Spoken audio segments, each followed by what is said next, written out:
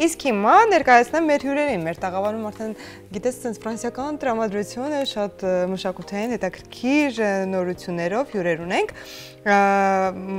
Ավանսեն եւ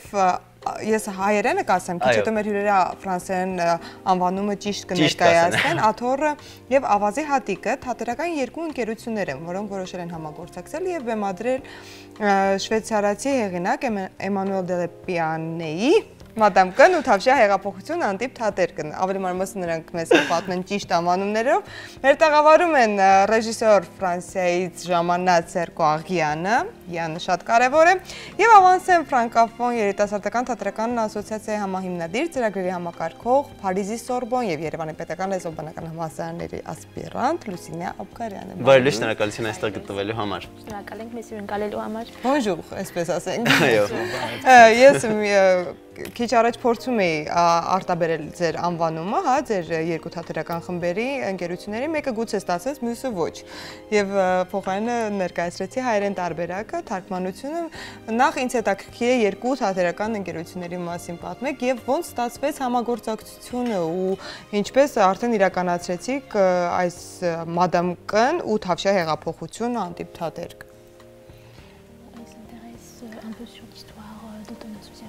Բավական հետաքրքիր ներկայացում է սպասում։ Իմիջիալոց այս թաթերքը հեղինակը գրել է հատկապես հայ դերասանների համար, ոգեշնչված մեր Թավշյա հեղափոխությունից, շատ հետաքրքիր է։ L'association, la compagnie théâtrale s'appelle La Chaise et le Grain de Sable, en français. Et c'est une association qui a créé en 2015 un premier spectacle professionnel qui s'appelle Yerevan en solo. Ուրեմն թատերական ընկերությունը հիմնվել է Փարիզում 2015 թվականին, անվանումը La Chaise et le Grain de Sable, Աթոռ եւ Ավազի հատիկ, ինչպես արդեն ասեցինք։ Առաջին ներկայացումը եղել է 2015 թվականին Երևան en solo վերնագրով։ Sur des textes de Marinée Petrosian, qui est une poétesse arménienne contemporaine. Հայազգի պոետ Մարինե Պետրոսյանի տեքստերի հիման վրա։ Հիմա մի քիչ խոսենք հենց ներկայացման մասին, որը բեմադրվում է, հա, ինչի մասին է այն շատ կարճ ներկայացնենք, ինչի մասին է այն, ովքեր են կերպարները, ինչպես արդեն նշեցինք, հեղափոխությունից ոգեշնչված է ներկայացումը, հա, մի քիչ կարճ պատմենք ներկայացման մասին։ Ինչու կարճ, ինձ շատ հետաքրքիր է, լավ էլ երկար պատմեք։ Որպեսզի հետո հանդիսատեսը կարողանա հաճիկով դիտի առանց որևէ ինֆորմացիայի։ Alors, Madame K et la Révolution de Velours est une comédie qui a été écrite donc par Emanuele Delleppiane, qui parle de 4 femmes, dont une femme qui est professeure de littérature française à Erevan, et qui décide de monter une pièce de théâtre en français pour aller la jouer en France. Մի քիչ սինոպսիսը երևի սկսենք պատմել, ուրեմն Մադամ Կան Էմանուել Դելեպիանեի տեքստն է, ստեղծվել է նախորդ տարի 2018 թվականին, պատմում է 4 կանանց մասին, ովքեր ուսանող են եւ մեկ դասախոս, հենց Մադամ Կան է, ով ֆրանսիական պիես է բեմադրում եւ գնալու է Ֆրանսիա ներկայացնի իր պիեսը։ Pendant qu'elle commence à travailler, il y a des instants où on perçoit les manifestations dans la capitale arménienne. Այն ընթացքում, երբ ընթանում են նրանց փորձերը, Երևանում մայրաքաղաքում սկսում են արդեն հեղափոխական շունչ, հեղափոխական գործողությունները։ Elles finissent par venir en France. C'est un succès avec leurs pièces, voilà, donc, avec évidemment plein de petites anecdotes sur le pays, ce que peut représenter la France pour ces femmes. Le beau parler, la haute gastronomie, l'élégance, etc. Et puis quand elles arrivent évidemment en France, c'est pas tout à fait la même image qu'on peut produire du pays d'accueil. Նրանք հաջողացնում են իրենց ներկայացումը բեմադրել, ցուցադրել Ֆրանսիայում, բավականին լավ է անցնում ու այդ ընթացքում նաև շատ ներկայանալի է, թե ինչպես են երկու հայացքների բախում լինում, այսինքն այն Ֆրանսիան, որը նրանք պատկերացնում էին էլեգանտությունը, գեղեցիկ ֆրանսերեն լեզուն եւ այսօրվա Ֆրանսիան, այսինքն իրենց խոսակցականը, այո, եւ մեծ գաստրոնոմիան, բարձր գաստրոնոմիան եւ այս հակասական պատկերն է ստացվում, փոքրիկ գեղեցիկ պատմություններ են հետաքրքիր հակատակներով։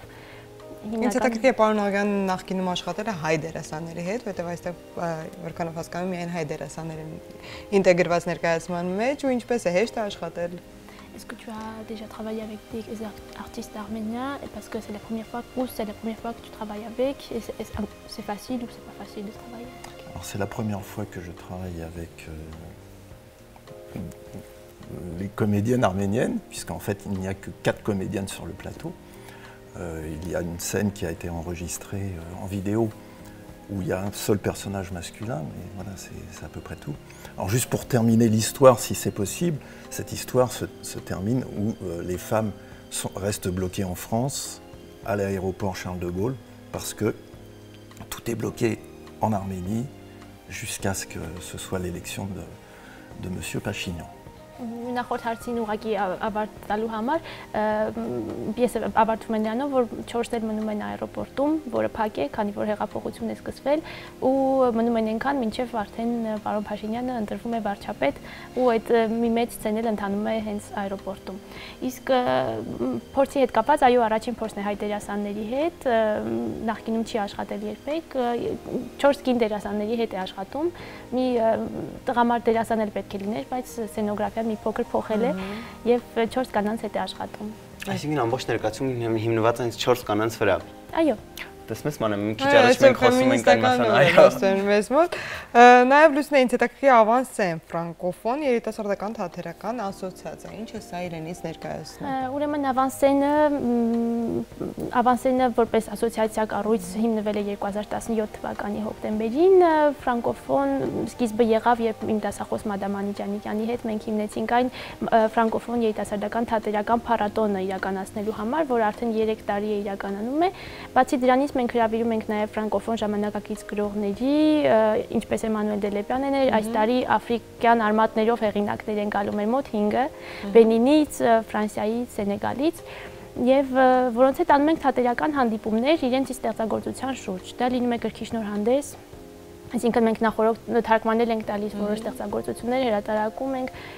նրանց ներկայացումներն են խաղում հայաստանյան թատրոններում, Գոյ թատրոնի հետ ենք հիմնականում համագործակցում,